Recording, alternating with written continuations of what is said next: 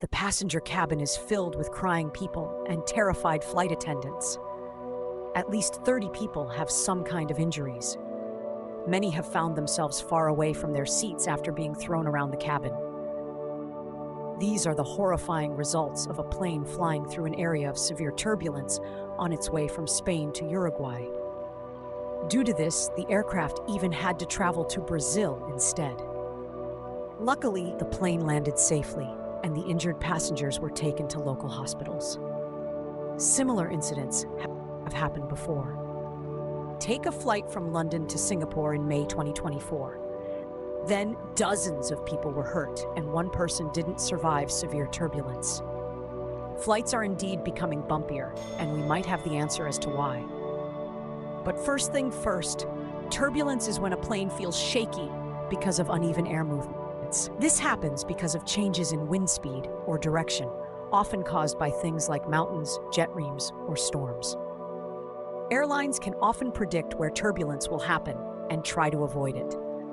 Pilots and crew know how to keep passengers safe if turbulence happens.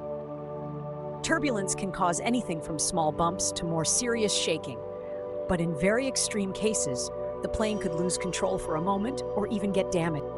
Airlines spend hundreds of millions of dollars every year on damage, delays, and injuries from turbulence. Even though turbulence can be scary, serious injuries or demise are rare. Between 2009 and 2023, only 37 passengers and 146 crew members were seriously hurt due to turbulence. Meanwhile, the number of flights has gone up from 26 million a year in 2009 to about 40 million today. Turbulence is getting worse these days because of changing weather patterns.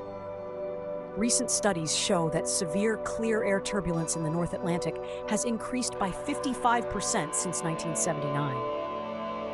This increase is happening in other parts of the world too, especially over the US, which has some of the busiest air travel routes. This worsening turbulence feels intense, like hitting a deep pothole while driving at 60 miles per hour. Unfortunately, severe turbulence, especially turbulence in jet streams, fast-moving winds that flow around Earth, could double or triple in the coming decades if weather changes continue at the current rate. And this is concerning since jet streams are very important for air travel, affecting flight times and the overall safety of flights. Commercial airplanes usually fly at very high altitudes, 31,000 to 42,000 feet, where the air is much thinner and planes use less fuel. At these heights, planes also encounter jet streams. They travel as fast as 275 miles per hour. There are 4 main jet streams on Earth, and they affect air travel in different ways. For example, when a plane flies with a jet stream, it can shorten travel time as the plane is assisted by the wind pushing it along. But when planes fly against the jet stream, there is more resistance, which makes flights longer. Warmer air is now making the wind in the jet stream behave differently. Wind shear, which is the difference in wind speeds at different heights, is increasing in the jet stream because of the rising temperatures. This makes the turbulence in jet streams stronger, especially in places like the North Atlantic.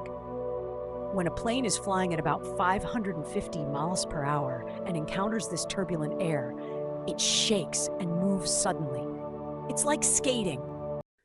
When you're skating on smooth ice and then suddenly hit a rough patch, you feel a jolt and a change in movement.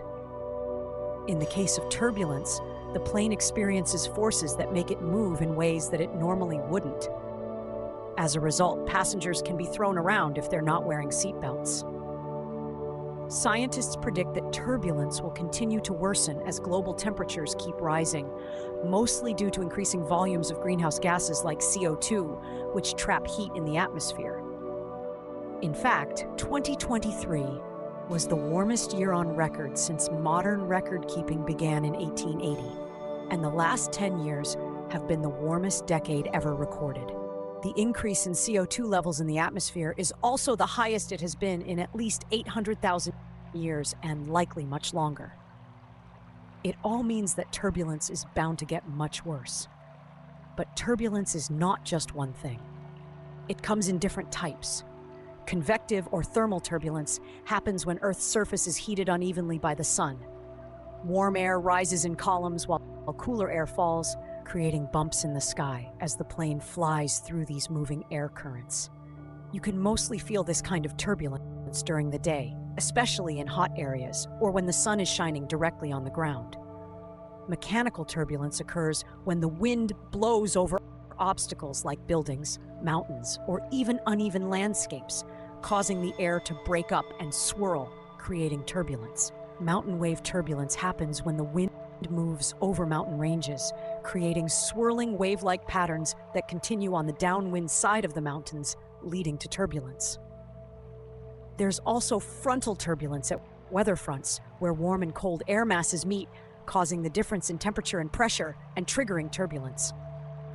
Plus, every plane creates turbulence behind it, especially around its wingtips, where powerful rotating air vortices form.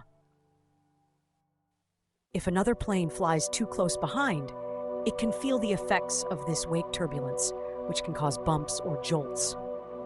Thunderstorms can also result in turbulence. But the worst thing here is that even if a large and powerful storm is far away, it can still affect aircraft. But the worst of them all is clear air turbulence. It occurs in seemingly clear skies at high altitudes when fast-moving air flows next to slower-moving air, creating differences in wind speed and direction. The problem with this kind of turbulence is that it's invisible. Pilots can't see it. Satellites can't always detect it, and it doesn't show up on radar. This is why it can be such a surprise when it hits. One recent example of clear air turbulence was in 2023, when a flight traveling from Texas to Germany suddenly dropped by 1,000 feet during meal service. Passengers and crew were moving around the cabin when it occurred. Plane landed. 7 people were taken to the hospital with minor injuries. Pilots are well-trained and use loads of different tools to handle turbulence. They have weather briefings before takeoff to understand what conditions might be like during the flight. These reports help them plan the safest route. There's also onboard weather radar that detects weather patterns such as storms, which can cause turbulence. This allows pilots to adjust the route to avoid rough areas. Pilots from other aircraft flying along similar routes can report turbulence conditions in real time. These reports help the current flight crew make correct decisions. If turbulence is expected, pilots may change altitude or flight path to find smoother air. They communicate with air traffic control to make these adjustments. Plus, some advanced systems, like the IAA Turbulence Aware Network, provide real-time data from other flights, giving pilots up-to-the-minute information on turbulent conditions. And since clear air turbulence can't be detected by radar, pilots rely on weather forecasts, reports from other planes, and their own experience to navigate these invisible bumps. By the way, to minimize discomfort during turbulence, pilots sometimes even reduce the plane's speed. When clear air turbulence hits, planes can experience a sudden and temporary drop in altitude. This happens because the air suddenly becomes unstable, causing the aircraft to lose some of its lift. Although the drop is often brief, it can be terrifying. So here's one crucial thing to remember. Stay buckled up at all times. Yes, even when the fasten seatbelt sign is turned off, unless you need to get up for medical reasons or to use the restroom, remain seated with your seatbelt fastened, especially if you fly from Mendoza, Argentina to Santiago, Chile. This flight route holds the top spot for the world's most turbulent flight paths. The turbulence is caused by the way air moves and interacts with the Andes Mountains. This mountain range dominates South American flight paths. That's why other routes in this region also rank high on the turbulence blacklist. Outside of South America, the Himalayas in Asia also cause turbulent flights. Routes connecting cities like Kathmandu in Nepal, Chengdu and Chining in China, Lhasa in Tibet, and Paro in Bhutan are all affected by turbulence caused by the mountainous terrain. That's it for today.